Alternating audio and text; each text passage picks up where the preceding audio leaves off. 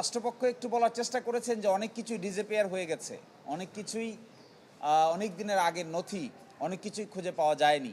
CD DVD কোন জায়গার কি হয়েছে, মিসপ্লেস হয়ে গেছে, যথেষ্ট জায়গায় নাই, এই সমস্ত কথা তিনি বলেছেন। তারা যে কাজ করছেন টাস্ক ফোর্স বিভিন্ন সময়ে আমাদের সঙ্গেও যোগাযোগ করেছেন।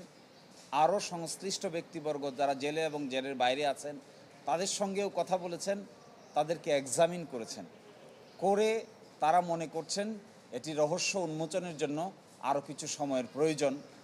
রাষ্ট্রপক্ষ থেকে যেটা বলা হয়েছে যে উই আর ভেরি সিনসিয়ার, আমরা হার্ডলি ওয়ার্ক করছি, আমরা বসে নাই, ডে অ্যান্ড নাইট কাজ করছি।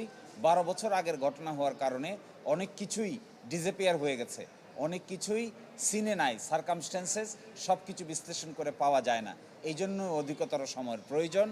তারা ডিএনএ টেস্ট যেটা পাঠিয়েছেন বলছেন সেটি ফেরত আসতেও আরও কিছু সময়ের প্রয়োজন।